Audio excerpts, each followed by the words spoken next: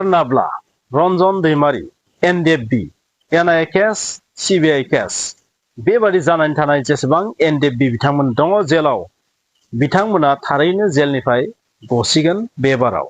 जों बेबादि आसा खालामो BPF सरकार फैनायनि उनाव थारैनो बिथांमोना जेलनिफ्राय गसिगोन बेबादि जों सानो नाथाय गोमोथाव बाथ्राया बेसोदि सरकार फैनायनि उनाव बा बिथांमोननि मेनिफेस्टो बैहाय जेबो NDFB नि जेबो वर्ड मोनसेबो लिरनाय गैयामोन आरो बिथांमोना सरकार दानायनि उनाव NDFB फोरखौ उदां खालामनो थाखाय भारत सरकार आसाम सरकारखौ गोख्रोङै नारसिनगोन बेबादि मोनसे वर्ड बुंनाय जों खोनायाखै बै समावबो दाबो खोनायाखै थामहिनबा जों मोनसे आइडिया खालामनो हायो बिथांमोना जेलनिफ्राय गगोनबा हारसिंनो सिस्टेम मथे ल' बादिसो गगोन बेवहाय BPF नि जेबो रल थानाय नङा बेखौ जों साननो हायो मानोना हाग्रामा महिलारि बिथाङा दिनैसिम NDFB खौ लानानै फंसे बाथ्रा बुङाखै सरकाराव फैनायनि उनाव खौरांगिरिफोरा बेखौ सोङाखै निश्चय जायनि जाहोनाव बिथाङा बुङाखै स' बिथाङा सरकारखौ माबायदि नारसिनगोन आसाम सरकार भारत सरकारखौ माबायदि नारसिनगोन बेनि सोमोन्दै बिथांमोना दासिम जेबो होनाखै थांनाय समफोराव माने गोबां प्रमद बर'नि सरकारखौ बदनाम खालामदोंमोन नाथाय हाग्रामा महिलारिनि जि सरकार फैबाय बे सरकारनियाव दासिम खौरांगिरिफोराबो जेबो सोंनायखौ जों नुवाखै आरो गावसोरबो जासिनानै बा माने सिगांनानै मोनबो बेबायदि बाथ्रा दासिम बुङाखै बिदिब्ला डियार नाब्ला बिथाङा बे 5 बोसोरावबो जेलनिफ्राय उदां जायोबाबो बे उदां जानाया रावनिबो क्रेडिटआव फैनाय नङा निश्चय बेवहाय दा थानाय सरकारनि जेबो क्रेडिट बेवहाय थानाय नङा आं बेखौ नुदों बिथाङा गगोनबा हारसिंनो ल' बादिसो गगोन आरो आयेन बादि गगोन सिस्टेम बादि गगोन बेवहाय बिसोरनि जेबो पारफरमेन्स थानाय नङा आं बेखौनो सानदों मानोना जाय खामानिखौ बिथाङा प्रायरिटि होयो बे खामानिखौ बिथाङा बार बार बुङो जोंनिया चिफआ दानि जि चिफ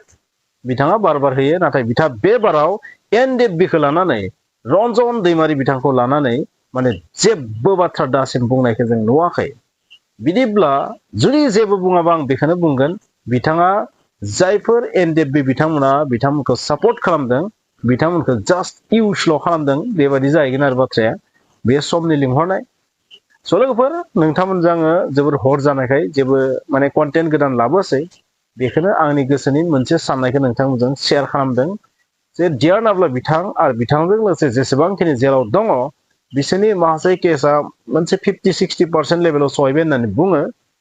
थांखांनाय सरकारा गोबां नाजादोंमोन दुलाराय बर' फरायसा आफाद गुबुन गुबुन NDFB नि आफादफोरा गोबां नाजादोंमोन नाथाय नाजासेयावबो मा आयेन बादिसो खारबाय थादों बैसोरनि नाजानाया माने जेबो हेम्पार गोलैयाखै बिटिआर गोजोन गोरोबथा बादि मोनसे अपसन दङ बै अपसनजोंसो माबा मोनसे खालामनो हागोन हायोबा नङाबाथ' बिथाङा आयेन बादिसो गखागोन आरो बा गनाय नङाबो जानो हागौ बेबादिखौ जों नुदों बेनो साननो गोनां बाथ्राया जे गोजोन गोरोबथा जानायनि उनावबो बिथांमोना दिनै जेलनिफ्राय उदां जायाखै नाथाय बे बाथ्राया सैथो मोनसे चान्स दं बेवहाय बे गोरोबथायाव मोनसे NDFB नि जेंनाखौ सुस्रांनायनि बाथ्राया एसे दंखाथारो बेनिखायनो बिथाङा गनायनिबो चान्स दं गैया नङा नाथाय दा जाय सरकार दङ BTC आव बै सरकाराबो एसे प्रेसार होनांगोन नाथाय बिथांमोननि खुगानिफ्राय जुदि फंसेबो राव जुदि गवाबा बेवहाय सरकारा माबोरै खामानि मावगोन बे साननो गोनां स' फैगोन समफोराव बिथांमोना NDFB नि जेंनाखौ लानानै दिल्लीयाव थांगोन ना थाङा हिमन्त बिश्व शर्माखौ प्रेसार होगोन ना होआ बेवहाय एसे डाउट बायदि नुदों नोंथांमोननि डाउटआ मा बुंबानो जाबाय आंनि डाउटआ बेनो बेवहाय किन्तु परन्तुखौ आं नुदों अगर मगर पर बेफोरखौ नुदों आरो दिल्लीयाव माने थांनानै दिल्लीनि सेन्ट्रेल सरकारजों मदिनि सरकारजों सावरायगोन ना सावराया अमित शाहजों सावरायगोन ना सावराया बे बाथ्राया एसे डाउटफुल जानानै थाबाय बे सरकारा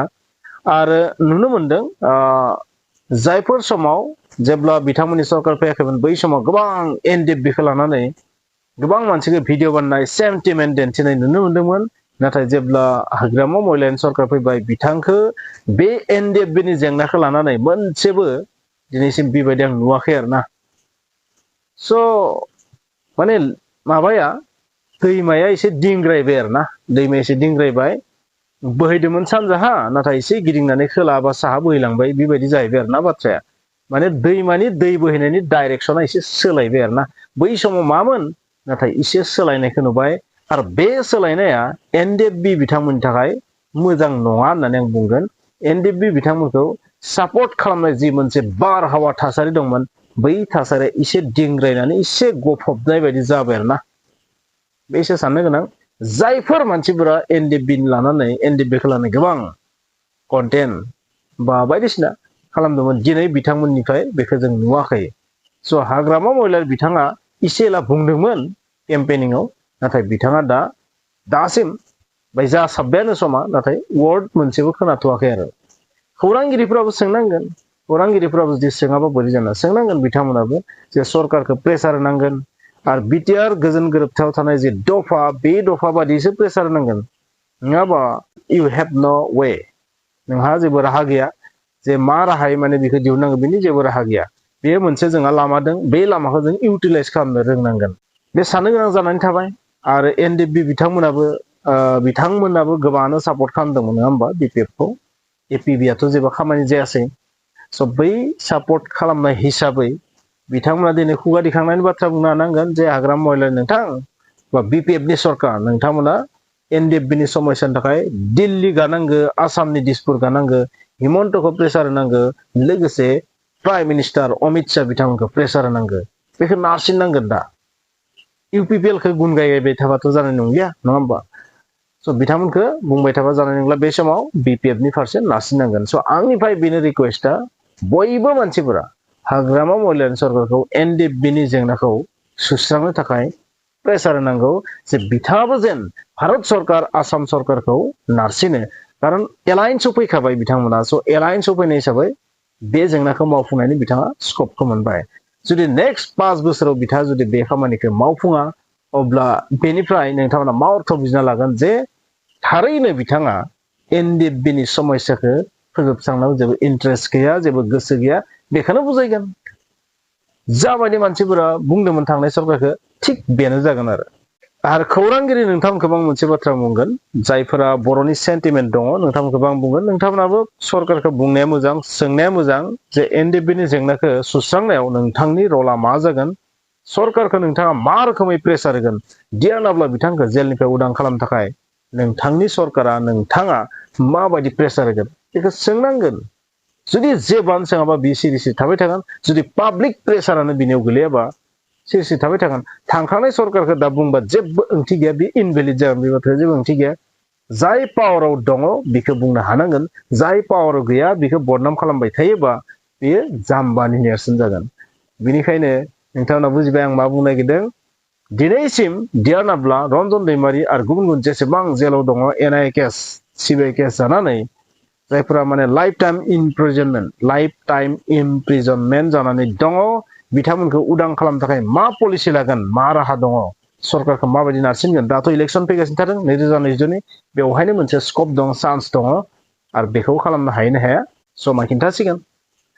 ओरैहाय माने आसाम सरकाराबो बेनि मोनसेबो वर्डखौनो बुङा आरो दासिम माने दिया नाब्ला बिथांखौ दिहुननायनि वर्ड मोनसे बुङा स' बे मोनसे स्कप आसलते जाबायदि जुबिन गार्गनि समस्याया माने बिजेपिनि आइथेंखौ थोर थोर खमफिदों जाबादि एसटि स्टेटास होनायनि समस्या जाबायदि थोर थोर खमफिदों